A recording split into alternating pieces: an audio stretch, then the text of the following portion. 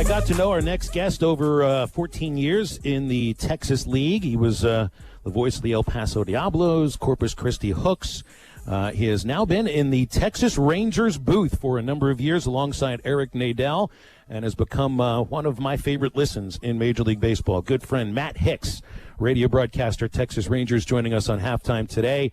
Hicksy, not a great day for Major League Baseball for sure, but it is definitely good to talk to you. How are you today?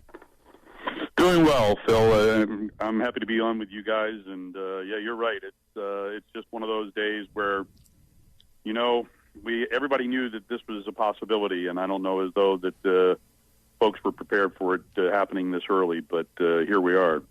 Yeah, here we are, and we don't know what the situation will move forward for the Marlins, the Phillies, the Yankees.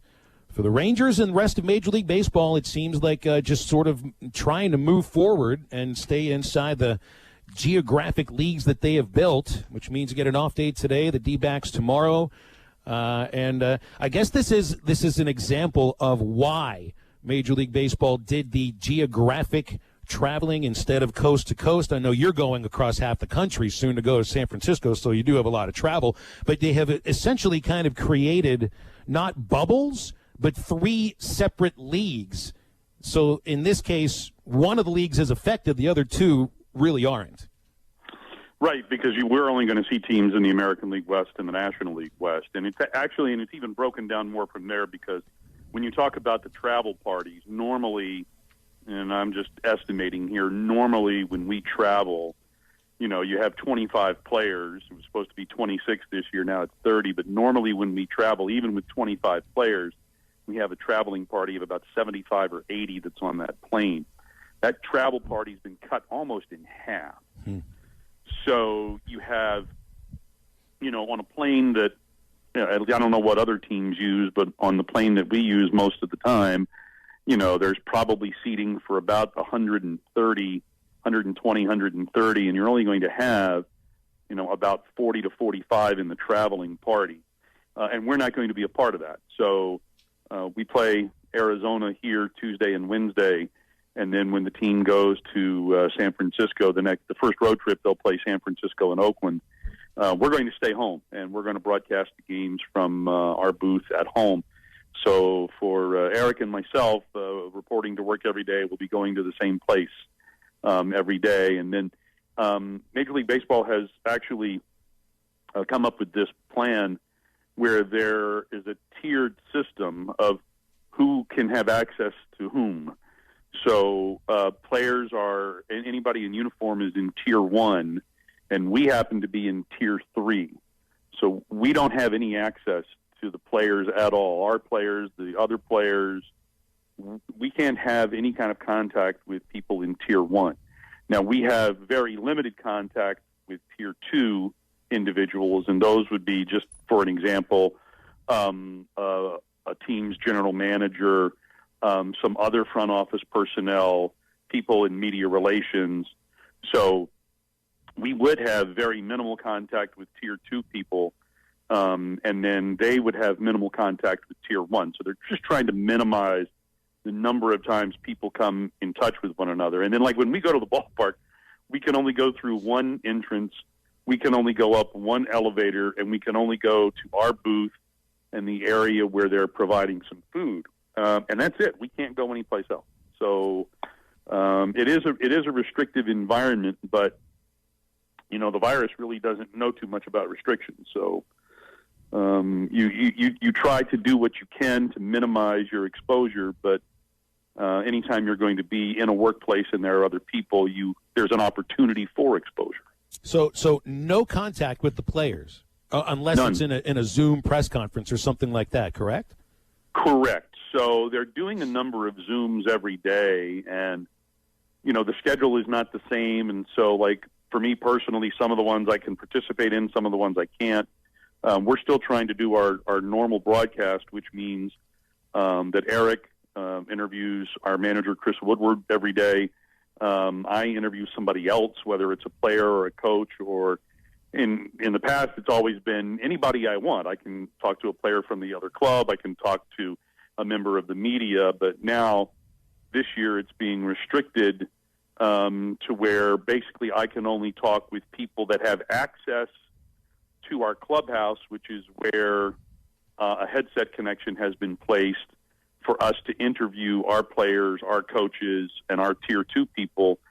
So for me, it's actually been a little bit easier because we put in our request in advance. Our Tier 2 people go and find that individual, then we have a set time, and then we do the interview. So when you listen to the broadcast, it really doesn't sound any different than it's been in the past. We have all of our same elements, and then even when we're broadcasting the game, we've got the fake crowd noise, which a lot of people have said, hey, listening to the broadcast, it sounds like it always does. So, I think we're able to pull off that little Houdini act. But, normally during the course of a season, you would go into the clubhouse and, you might ask a player or two about a play from the previous day and, what were they thinking, or you pick stuff up, and that's the kind of thing that we're missing and that we will be missing this year because we don't have that kind of interaction. And, when we go on the road, this, Phil, when you go on the road with a club, that's usually when you find out a lot more about the guys anyway. Mm-hmm. Things that maybe are off the field sort of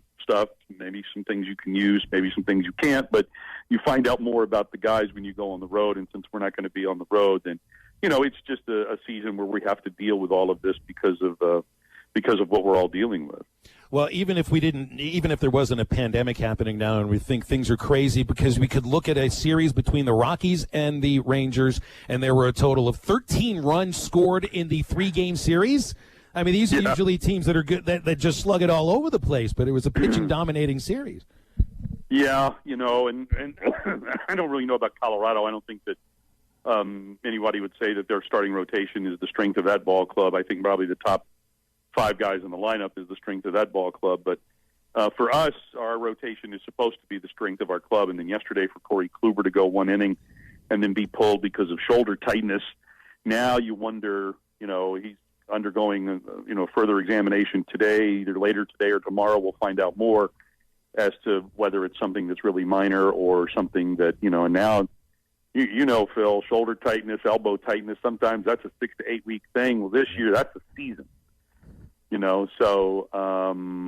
So if we were to lose Corey Kluber, that would be a huge blow to us. But so we got to play Colorado 2 exhibition games and then the 3-game series. So we played 5 games in there in the new ballpark, and the early returns are it might just be a pitcher's park. Wow. Now, yesterday we saw our first home runs. Trevor Story hit 2. He pulled 1 deep to left, hit an opposite field home run to right that just made it out, and then Joey Gallo hit a monster shot down the right field line. So it's not like, you're not going to see home runs in this park. You are. But I think that what we are seeing is that in our old ballpark, you may have just maybe mishit one, didn't quite get all of it. I don't know how many times we've interviewed Joey Gallo, and he's like, I didn't think I hit that one very well, and then it ended up going 420 feet. I don't think we're going to see that many home runs like that in our new ballpark where a guy doesn't quite get all of it, and then it just ekes its way over the fence. I think we're probably going to see more plays like we saw the other day with Garrett Hampson going up over the wall and pulling back what would have been a Shin-Soo Choo home run, because the wall at various points in the new ballpark is either 8 feet high or 6 feet high. I think you're going to see some of those highlight reel type grabs of home runs being taken away, much more so than we had on the old ballpark. Speaking of it, Texas Ranger broadcaster Matt Hicks here on Halftime. You've talked about the ballpark, the new stadium, being a pitcher's ballpark, but overall, I think the one thing that you guys are probably most excited about is having actual air conditioner to play games in that stadium during July and August. Yeah, no question about it. So, funny story. We played an afternoon game yesterday, and I got home at about 6:15, 6:30, and the first comment from my wife was, "Hey, you don't smell bad," which for many years that was just, I'd get home from a game, I'd get home from an afternoon game, and literally, yesterday it actually wasn't all that bad. I think it was 91 or 92 outside. But we've played day games here where it's 98, 99, 100. I mean, I think the hottest since I've been here is about 107, 108 for a game time starting temperature. And, you're outdoors. We never broadcast with our windows closed, so our windows are open. So it's 105 outside. It's 98, 97 in the booth, and we're just completely drenched in perspiration before the second inning. And then you go home, and your clothes are stuck to you. And after a 40-minute drive home, I'm not smelling too good. So, when I got home yesterday, she's like, "You smell great. You smell fine." And that is a huge, huge plus because we're both drinking less water. You had to drink 3, 4, 5 bottles of water just to survive in that other environment. But when you're playing in 72-degree temps, and that's one of the things that they really got right with this ballpark. I mean, it's, when you get into the inside, you realize how cavernous it is and how much, actual square footage needs to be air conditioned. And regardless of where you are, it's very consistent. So, whether you're on the field or way up like we are or on the concourse, it's a very comfortable 72 degrees or, 71 or 73, somewhere in that range. And so that's something that we haven't had to even think about and is by far the biggest draw to this ballpark, by far. I know the last time I was there was this past September for the Arkansas A&M game at Cowboy Stadium, and I knew they were building a new ballpark, but I really wasn't anticipating. And now that this thing is completed, the whole, just the strip between the new ballpark, AT&T Stadium, and now the Rangers Live addition to it with the hotel and all the new restaurants, it's created just this really incredible environment down there, bringing all three of those little atmospheres together. And for a game day experience, whether it be during the Rangers season, during college football season, Cowboy season, that's an incredible environment down there in that just a little cul-de-sac, I guess is a good way to put it. Yeah, and it'll be really nice when we can have fans again. But practically speaking, when you exit the main entrance and exit to Globe Life Field, the new ballpark, and you leave, you're walking in a northerly direction toward the old ballpark, and Texas Live is right there to your left. But we also have the hotel there, Live by Lowe's, and that's turning out to be sort of critical to what is going on this year, because that's where the Rockies stayed. So basically all they had to do, they were, I don't want to say sequestered in the hotel, but they only stayed in the hotel, so food was provided in the hotel, and then literally they had to walk less than 50 yards to get into the ballpark. Then they're in their own environment in the ballpark, and then when they're done, they go back to the hotel. So there was no need for any transportation. There was no need for all of the players getting on a bus at the same time.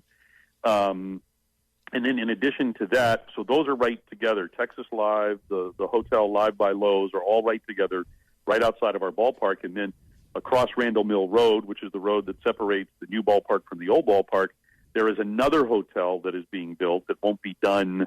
I don't know what the timeline is, but it's probably about a year away from being finished. And that hotel, based upon stuff that I've seen, is about 4 to 5 times the size of the hotel that currently exists, the Live by Lowe's. So there's going to be a lot of hotel space there, and you're right. If you come out of our ballpark and turn left, it's just a really short walk to AT&T Stadium where the Cowboys play. Literally across the street is Globe Life Park, which is where the other 30 guys in our player pool are staying in shape and continuing to work out. There's also professional minor league soccer, I guess maybe the best way to put it, being played over there. And all of that is in a very small area, and it's also not far from Hurricane Harbor, which is the huge water park that's right next to Six Flags over Texas, which is right next to that. So all of that is in a very small area in Arlington, the entertainment district. And when everything's going full blast and people can see people once again, it's a real attraction. Well, I hope to be able to make that trip at some point and see you and Eric and see the park and everything that goes along with it. But it's great to hear you again over the weekend, Hicksy. I'll be listening, and hope we can have you on again near the end of the season. Hopefully this will be a successful season, which to me means getting to the end of it. Yeah, right now you're just pushing through, and you think about 2 months, but I think now you're thinking more day by day. But whatever your thoughts are on the coronavirus and how it's being handled or not being handled, from a baseball standpoint, you would like for us to be able to finish what we started, but first and foremost, we all want to be safe, and I hope that that's what is the main consideration that's being taken into account. Amen. All the best to you and Estelle. Happy and healthy. Thanks, guys. I appreciate you having me on. Take care. You got it. That's Matt Hicks. Does a great job on the Rangers radio broadcast. I'd seen in The Athletic earlier today they had done a ranking of all 30 Major League radio teams.